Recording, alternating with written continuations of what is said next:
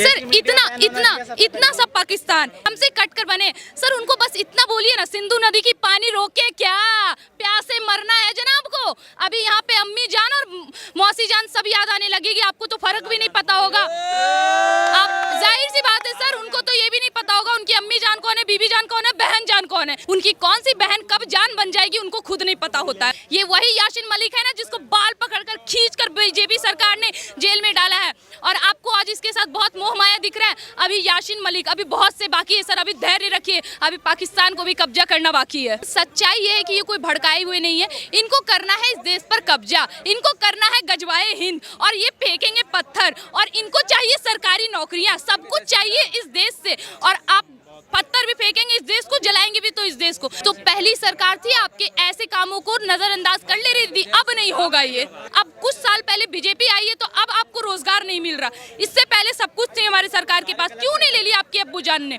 कुछ तो ऐसे भी हैं जो काफी नाम कमाने के बाद उनको और उनकी बीवियों को हिंदुस्तान में डर लगता है। तो सर आप जाइए ना अफगानिस्तान और सीरिया, वहाँ क्यों नहीं चले जाते। हमारी योगी सरकार ने ये ऐलान कर दिया कि जिसको हिंदुस्तान में डर लगता है वो बेशक पाकिस्तान चला जाए, और अगर दिक्कत है तो टिकट भी हम करवा देंगे। नमस्कार, मैं हूं ऋषभ अवस्थी और आप देख रहे हैं ओ न्यूज़ हिंदी। यासीन मलिक के गुनाहों की सज़ा मिलने का वक्त, जिसका इंतजार इतने सालों से जो है भारतवर्ष कर रहा था, अब आ गया है। एनआईए की कोर्ट ने सज़ा सुना दी है और उम्र कैद अभी दी गई है, लेकिन देशवासी जो है लगातार मांग कर रहे हैं कि कोर्ट से आगे उसको जो है फांसी की सज़ा दी जाए और बाकी अन्य तमाम जो मामले बचे हुए हैं उन पर भी सुनवाई हो।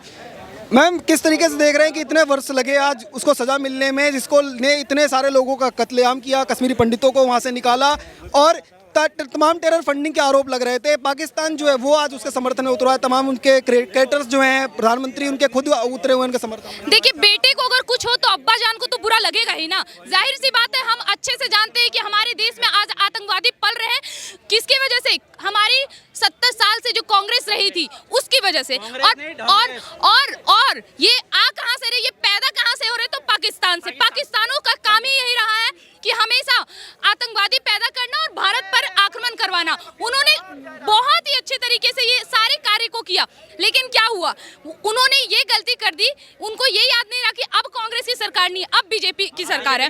उन्होंने पुलवामा अटैक करवाया, उन्होंने पठानकोट में हमारे सैनिकों को मारा। इसका जवाब लोग तो बैठे हुए थे कि चलो हमने इतने साल तक इतने अच्छे तरीके से हिंदुस्तान के हिंदुओं को मारा, अब और भी चलो। लेकिन क्या किया हमारी मौजूदा सरकार, जो कि भारतीय जनता पार्टी के नाम से जानी जाती है, जिसके नाम सुनकर अगर हम कुछ देश प्रेमी बात कर दे तो तुरंत बोल देंगे ये तो बीजेपी वाली है। ये वही बीजेपी है जिसने पुलवामा अटैक का 12 दिन के बाद बदला लिया, उनकी 13वीं मना के। तो सर हमारी सरकार है जो सारे कार्य बहुत ही संपन्न तरीके से कर रही है। रही बात यासीन मलिक की, तो सर ये 32 साल से ये मामला घूम रहा था। बिट्टा कराटे जो पूरी मीडिया के सामने स्वीकार कर लिया था कि मैंने मारा है, मैंने हिंदुओं को मारा, मैंने इतने हिंदुओं को मारा, मैंने आरएसएस के थे इसलिए मारा है। सर उनका इतना सारा बयान देने के बाद भी आप सोचिए जरा कि जब उनकी पत्नियां, उनके बच्चे वो वीडियो देख रहे होंगे तो उनके दिल पर क्या गुजरी होगी। आज कश्मीर से भागे हुए जितने भी लोग यहाँ पे इस भारत में हैं, उन्होंने एक ही बात कहा कि मेरे पति मर गए, मुझे उस बात का दुख नहीं, मुझे दुख इस बात का है कि हमारे पास ऐसी सरकार नहीं थी जो 32 साल पहले फैसला कर सके। ये सरकार आई और तुरंत ये फैसला किया गया। और पाकिस्तानी प्रेम, ये हम सब जानते हैं कि पाकिस्तान को हिंदुस्तान के आतंकवादियों से कितना प्रेम है। जो माफ करेगा वो हिंदुस्तान के नहीं है, जो हिंदुस्तानी होने की हिंदुस्तानी खुद को कहते हैं, यहाँ पे विरोधी भाषण देते हैं, पत्थरबाजी करते हैं। उनको कुछ तो ऐसे भी हैं जो काफी नाम कमाने के बाद उनको और उनकी बीवियों को हिंदुस्तान में डर लगता है। तो सर आप जाइए ना अफगानिस्तान और सीरिया, वहाँ क्यों नहीं चले जाते। हमारी योगी सरकार। देखिए हिंदुओं में क्या है, उनका दिल बहुत अच्छा होता है।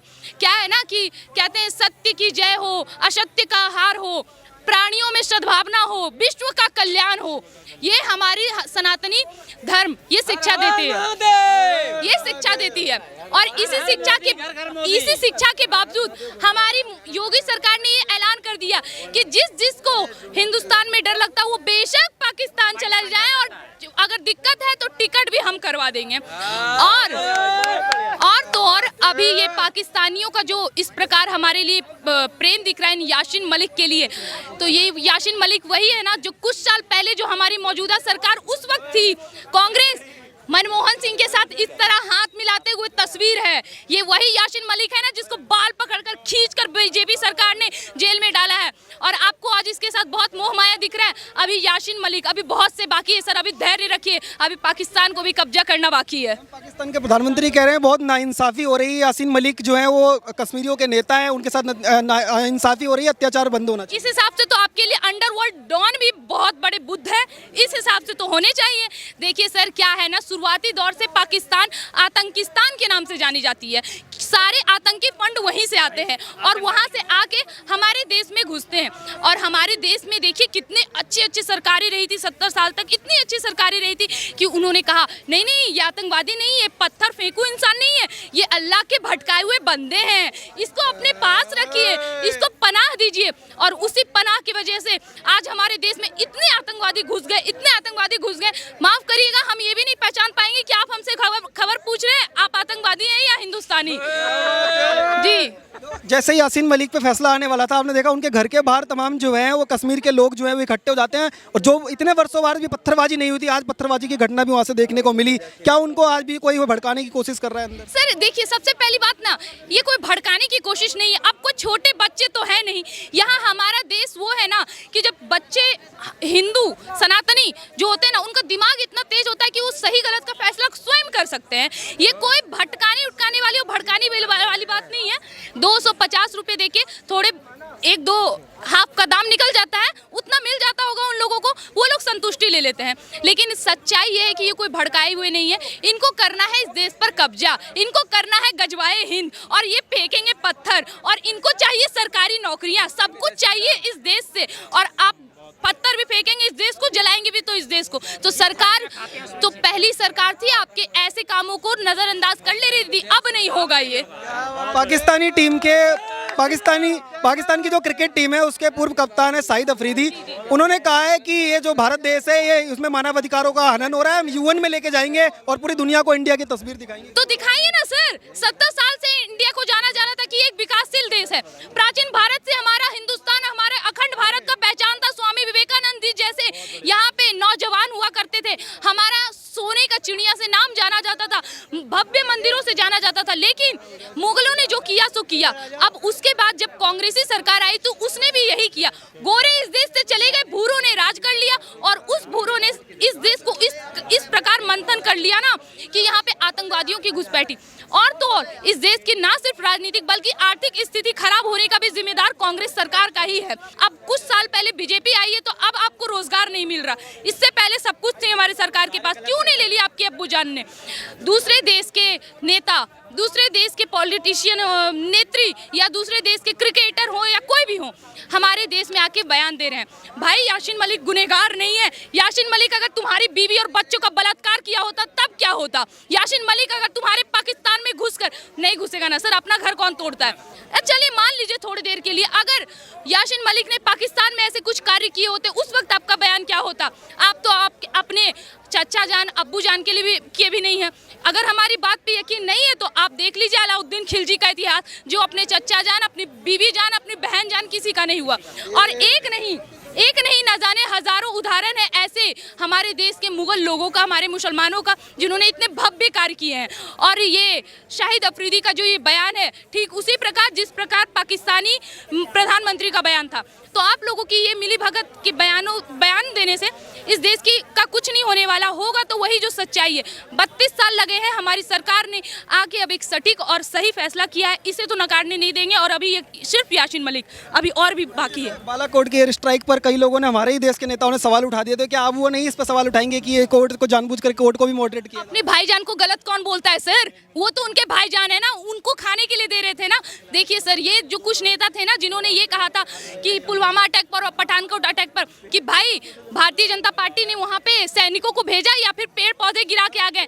सर क्या बोलेंगे ऐसे घटिया नुकी सोच वाले नेता को? इसे तो अपने देश का नेता कहते हुए भी हमारा शर्म से सर झुक जाता है। हमारे देश के नेता थे पहले जो चाहे वो अटल बिहारी वाजपेयी थे, हमारा तो उन्हीं से नाम आएगा, क्योंकि वो एक ऐसे नेता थे जिन्होंने भरी संसद में, जिनके आंख से आंसू तो निकले थे। आज उसका परिणाम पूरा हिंदुस्तान देख रहा है, पूरा विश्व देख रहा है कि भारतीय जनता पार्टी की धाक पूरे विश्व में, आज भारतीय जनता पार्टी की धाक की वजह से पूरे विश्व में भारतवर्ष का नाम कितनी ऊंचाई तक गया है, उन सब का रिजल्ट आपको ये सब देखने के बाद मिल जाएगा। अंत में एक मैसेज चाहूंगा पाकिस्तान के तमाम उन लोगों के लिए जो भारत का नाम बदनाम करने के लिए पूरी दुनिया में एक जो है प्रोपेगेंडा चलाने की कोशिश करें, उनको यहाँ से क्या मैसेज देंगे? सर इतना सा पाकिस्तान, इतना सा